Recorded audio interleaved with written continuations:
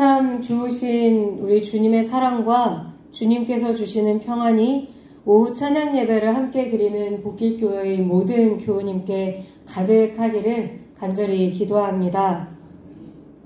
오늘은 에베소에서 일어난 커다란 소요 사건을 함께 살펴보려고 합니다.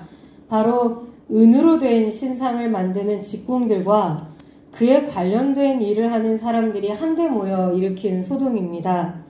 사도행전의 저자는 이 사건을 에베소에서 일어난 여러 사건 중에서도 가장 길고 자세하게 다루고 있습니다. 이는 이 사건이 바울의 에베소 선교 중에 일어났던 가장 긴박했던 사건이기도 하고, 에베소라는 도시의 본질, 이 도시가 어떻게 악한 영에게 굴복하고 있었는가를 보여주는 아주 중요한 사건이기도 하기 때문입니다. 사도행전 19장을 찬찬히 읽다 보면 마치 이 사도행전의 저자가 불순종이란 과연 어떤 것인가, 불순종의 여러 형태를 교회들에게 보여주고 경계하도록 하려고 작정하고 기록한 것처럼 보입니다. 그 첫 번째 형태는 바로 대놓고 복음을 회방하는 것입니다. 우리가 이미 살펴보았기 때문에 오늘은 간략하게만 다루고 넘어갑니다. 바울이 에베소 회당에서 처음 말씀을 전하기 시작하였을 때 그곳에 마음이 굳어 순종하지 않는 자들이 있었다고 사도행전에서 기록을 하고 있지요. 그들은 바울의 면전에서 복음을 비방하였습니다. 바로 아예 사람들로 하여금 복음을 듣지 못하도록 대놓고 방해하거나 혹은 박해하는 경우가 이런 경우에 해당을 하겠습니다. 그런데 이렇게 대놓고 복음을 비방하거나 비난하거나 박해하는 일은 사실 그리스도인들이 보고 분별하기가 굉장히 쉽습니다. 그러나 하나님의 말씀에 대한 불순종은 이처럼 명확한 형태로만 나타나지는 않습니다. 오히려 역사 속에서 나타나는 교회들은 이처럼 눈에 보이는 뚜렷한 박해가 있을 때는 용기 있게 순교를 택하는 성도들이 늘어나서 교회는 그 생명과 사역을 계속해서 이어갈 수 있었습니다. 문제는 이 다음부터 굉장히 교묘하게 나타나는 불순종의 형태입니다. 다음으로 우리가 살펴본 불순종은 여러 영적인 유혹의 형태에 굴복하는 데서 옵니다. 바로 스게와의 7 아들이 행한 일이 그런 경우인데, 그들은 예수님 앞에서 죄를 회개하고 예수님을 깊이 사랑하는 마음도 없고 교회를 위하여 헌신하고 봉사하겠다는 결단도 없이 예수 그리스도의 이름의 능력을 마술적으로 사용하려고 했다가 팔을 입었습니다. 이것을 보면 이 스게와의 7 아들들이야 어차피 예수님을 믿지도 않는 사람들이었는데 뭐가 문제가 되는가 이렇게 생각하기 쉽습니다만, 후에 역사 속에서 교회 내에서도 그리고 지금도 예수님의 이름을 이렇게 악용하는 일들이 일어나고 있으니까 문제입니다. 사실 신약 성경은 지속적으로 예수 그리스도의 이름에 담긴 능력을 의지하여 살기를 성도들에게 권면합니다. 우리가 예수님을 믿는 사람으로 살면서 예수 그리스도의 이름에 담긴 능력, 이 이름을 우리가 부를 때 역사하시는 성령의 능력을 체험하지 못하고 사는 것은 정말로 신앙생활의 큰 위기입니다. 예수 그리스도의 이름에는 분명히 능력이 있고 우리 기독교인들은 이 예수님의 이름을 통하여 우리에게 역사하시는 성령의 놀라운 능력을 날마다 경험하면서 살 수 있어야 합니다. 다만 우리는 이 이름을 선포하는 일을 통하여서 우리에게 일어나야 하는 일이 과연 무엇인가를 언제나 기억하고 분별해야만 합니다. 사도행전 20장에서 바울은 에베소 교회의 장로들이 모인 자리에서 자신을 에베소에 오래 머물면서 수많은 놀라운 기적을 행한 사람이라고 기억해 주십시오. 이렇게 말하지 않았습니다. 오히려 복음을 전한 사람, 그것도 쉼 없이 눈물로써 성도를 가르친 사람으로 기억해달라라고 당부합니다. 신앙생활의 본질이 영적인 기적 체험 그리고 영적인 기적 행함보다는 복음 전파와 성도 간의 섬김, 그리고 이웃에 대한 사랑과 봉사라는 것을 다른 그 누구가 아닌 놀라운 이적을 행하였었던 도구가 되었던 바울이 오히려 항상 기억하면서 살았고, 교회들 역시 그 사실을 기억하고 실천하라고 권면하고 있는 것입니다. 따라서 누군가 예수 그리스도의 이름으로 기적을 행하고 이를 통하여서 자기 자신의 능력을 선전하고자 한다면 성도들을 영적인 혼돈에 빠뜨려서 예수 그리스도의 이름을 망령되게 하는 불순종을 행하고 있는 것입니다. 우리 그리스도인들은 이것을 굉장히 잘 분별해서 볼 수 있어야 합니다. 마지막으로 사도행전 19장을 통해서 살펴볼 불순종의 형태는 아마도 오늘날까지 교회를 가장 심하게 유혹하는 최악의 형태의 불순종이 아닐까 싶은데요. 바로 자신의 이익을 얻으려는 욕망을 신앙의 이름으로 교묘하게 포장하는 것입니다. 이 사건 역시 이방신을 섬기던 이들에 의해 일어난 사건이지만 그리스도인도 충분히 타산지석을 삼아야만 합니다.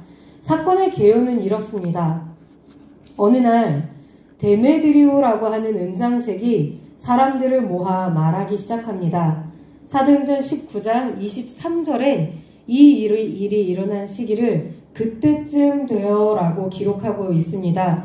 여기서 말하는 그때란 보통 성경에서 그때쯤에, 이즈음에 이렇게 이야기를 할 때는 바로 앞절에 기록된 내용을 가리키는 경우가 많은데, 이 사도행전에서 말하는 그때쯤 되어는 그 바로 앞 사건을 지칭하는 것이 아니고 바로 에베소에서 열리는 아데미 축제 시기를 가리키는 말입니다. 이 에베소라는 도시는 아데미 여신을 위해, 그리고 아데미 여신에 의해 존재한다고 하여도 과언이 아닐 정도로 아데미 여신 숭배가 굉장히 강하였던 곳입니다. 이 성경에서 아데미 여신이라고 기록된 이 여신은 바로 그리스 로마 신화에 등장하는 아르테미스 여신입니다. 이 에베소에서 이 아르테미스 여신은 풍요를 가져다주고 도시를 지켜주고 그리고 자신을 섬기는 사람들을 언제나 좋은 일이 일어날 수 있도록 도와준다고 하는 그 신으로 여겨졌습니다.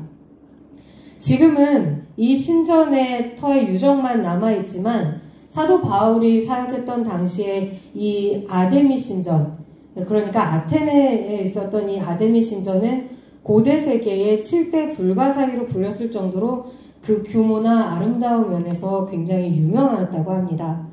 해마다 이 신전을 보기 위하여서 사람들이 세계 각국에서 몰려들었는데 특히 이 아데미 축제 기간에는 엄청난 인파가 이 도시로 몰려들었다고 합니다. 당연히 이 신전을 중심으로 여러 산업이 성행하였겠지요. 그 중에서도 특히 유명하였던 것이 바로 오늘 등장하는 아데미 신상이었습니다.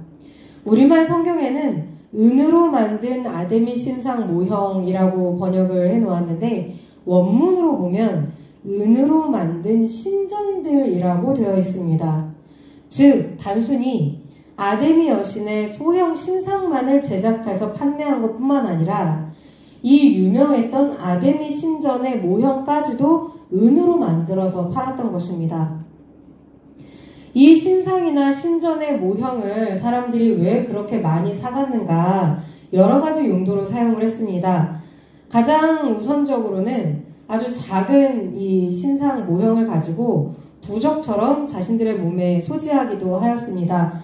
그렇게 해서 이 부적처럼 이 신상을 지니고 다니면 어떤 위험에서도 이 여신이 지켜줄 거다 이렇게 믿었던 것입니다. 몸에 소지하기도 하고 신전의 모형 같은 경우에는 집으로 가지고 돌아가서 자기네 집에 있는 가정 신당에 모시기도 하였다고 합니다. 또 이렇게 비싼 값에 구매했던 신상을 다시금 아데미 신전에 자신이나 다른 사람의 이름으로 봉헌하기도 하였던 것으로 보입니다. 이렇게 해서 자신의 이름이 새겨진 이 소형 신상이나 신전의 모형을 이 아데미 신전에 봉헌함으로써 자신의 이름이 신전에 기록되는 영광을 누리고자 하였던 것입니다. 그렇게 해서 이 신상이 주는 아데미 여신이 준다고 믿어졌던, 주는이 아니죠. 아데미 신이 준다고 믿어졌던 그 풍요로움이 보다 더 직접적으로 자기에게 올 수 있기를 바랐던 것입니다. 그런데 이 신상을 제작하고 판매하는 데에 이 직공들만 관여하였을까요? 아닙니다. 오늘 데메드리오가 불러 모은 사람들의 면면을 보면 이렇습니다. 그 직공들과 그 영업하는 자들. 19장 25절에는 이곳에 모인 사람들을 이렇게 기록하고 있습니다. 그리고 이 직공들과 그 영업에 종사하였던 사람들이 이 아데미 신상 제작 사업에 종사한 덕분에 풍족한 생활을 누리고 있었다고 데메드리오가 주장을 합니다. 여기서 그 영업하는 자들이란 신상의 재료가 되는 은이며 기타 도구들을 생산 공급하는 사람들, 그리고 신상에 입힐 옷과 장신구를 만드는 사람들, 그리고 판매를 맡아 하는 사람들, 심지어 이 사업에 필요한 자금을 대는 이들을 전부 포함하는 것입니다. 그러니 이 아데미 신상 사업은 에베소 경제를 움직이는 근본과도 같았습니다. 그리고 이 모든 사업의 뒤에 버티고 서서 사실상 가장 큰 이익을 취하고 있었던 것이 바로 이 아데미 신전이었습니다. 오늘 우리가 읽은 말씀에 등장하는 데메드리오는 단순한 은장색이 아니었습니다. 단순한 은세공사가 아니었다는 말입니다.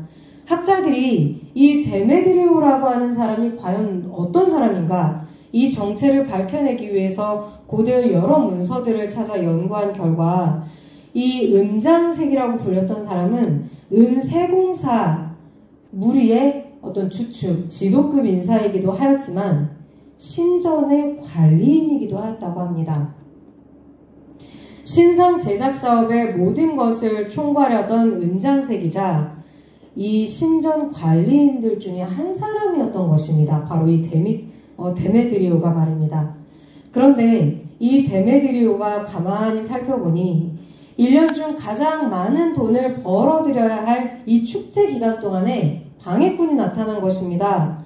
25절에서는 이것을 가리켜 이 도로 말미암아 적지 않은 소동이 있었다고 기록하고 있죠. 여기서 말하는 이 도는 당연히 바울이 전하였던 예수 그리스도의 복음입니다. 데메드리오는 사실 이 도가 정확히 무엇을 말하고 있는지는 관심도 없었습니다. 데메드리오가 볼 때 바울은 가난하고 남루한 옷을 입고 다니고 사람들도 없는 시간에 두란노 학당의 한 구석에서 알 수 없는 말이나 하고 그러다가 약간의 기적을 일으킨다고 소문이 난 사람일 뿐이었습니다. 데메드리오는 바울과 그가 전한 복음에는 하나도 관심이 없었습니다. 그런데 데메드리오가 한 가지 굉장히 바울의 가르침 중에 주목한 것이 하나 있었죠. 바로 이 도가 사람의 손으로 만든 것은 신이 아니라고 전한다는 점이었습니다. 그리고 점점 더 많은 사람이 이 도로 귀의하고 있다는 사실이었습니다. 데메드리오가 주목해서 본 것은 이것 하나뿐입니다. 그런데 이 데메드리오가 사람들을 모아놓고 하는 말이 참으로 기가 막힙니다. 그는 19장 27절에서 이렇게 말합니다. 우리의 이 영업이 이 도로 인하여서 천하여질 위험이 있을 뿐 아니라 큰 여신 아데미의 신전도 무시당하게 되고 온 아시아와 천하가 위하는 그의 위엄도 떨어질까 하노라 하더라. 이 말이 굉장히 이상합니다. 만약에 데메드리오가 정말로 아데미 여신이 어떤 신적인 능력이 있는 신이라고 생각했다면, 그래서 이 아데미 여신을 진정 신으로 모시고 사는 사람이었다면 말의 순서가 바뀌었겠죠. 아데미 여신은 진짠데 왜 이 도가 느닷없이 나타나서 우리의 아데미 여신을 모욕하는가, 이게 먼저 나왔어야 합니다. 그런데 그는 자기들의 영업이 천하여져서 지금 누리고 있는 풍족한 생활이 끊길 것을 먼저 걱정합니다. 그리고 이렇게 주객이 전도된 그의 말은 거기 모여있던 사람들을 격분시키기에 충분하였습니다. 자기들의 생업이 위협에 처하였다는 이 말, 그리고 더는 이 도로 인하여서 우리가 풍족한 생활을 누릴 수 없게 될지도 모른다고 하는 말에 거기 모여있던 사람들은 이렇게 외칩니다. 크다! 에베소 사람의 아뎀이여. 자기 이익을 지키고자 하는 욕망이 신앙심으로 교묘하고도 완벽하게 둔갑해버리는 순간입니다. 저는 이 장면을 읽으면서 기독교 국가였던 독일이 어떻게 예수 그리스도의 이름으로 유대인들을, 수많은 그 유대인을 가두고 죽이고, 어떻게 이를 통하여서 독일 전체가 경제적 이익을 얻었고 또 어떤 방식으로 자기들의 범죄를 피해서 갔었는가 하는 것을 상상하고 짐작해 볼 수 있었습니다. 그리고 예수 그리스도를 믿는다고 하는 사람이 굉장히 많은 나라들에서 어떻게 예수 그리스도의 이름으로 전쟁을 일으키고 또 많은 가난한 사람들을 불행하게 만드는가, 이 구조가 어떻게 일어나는가 하는 것을 충분히 아주 직접적으로 볼 수가 있었습니다. 이 사건이 워낙에 길고 자세히 기록되어 있기 때문에 사건의 전말은 다음 주에 조금 더 살펴보겠습니다. 오늘 우리가 이 19장을 다루는 가운데서 굉장히 기억해야 되는 것이 있습니다. 그리스도인으로 하여금 말씀 대신에 다른 것을 추구하고 다른 것들에 순종하며 결과적으로 하나님의 말씀에 불순종하게 만드는 여러 가지 유혹들이 지금 우리가 사는 이 세상에도 존재합니다. 사도행전 19장을 읽을 때 우리는 이러한 불순종의 유혹이 예수님을 믿기로 작정하고 예수님을 사랑하는 삶을 살아가고 있는 우리 가운데에도 늘 다가옴을 반드시 기억해야만 합니다. 그리고 이런 유혹을 말씀에서 얻은 지혜로 능히 이기고 성령의 능력으로 살아가는 우리가 될 수 있도록 매일매일 기도해야만 하겠습니다. 이번 한 주간 동안 이 세상에서 살아가실 때 오늘 우리 사도행전 19장의 말씀을 묵상하는 가운데 영적인 분별력이 더욱더 날카로워질 수 있기를, 그래서 이 세상에서 말씀 아닌 것, 또 예수 그리스도를 사랑하는 것 이외의 다른 모든 것에 우리를 유혹해서 결국 불순종으로 이끌고 가려고 하는 이 악한 세상과 능히 싸워 승리하시는 우리 복길교회 모든 교우님들 되시기를 간절히 소원합니다. 함께 기도하시겠습니다.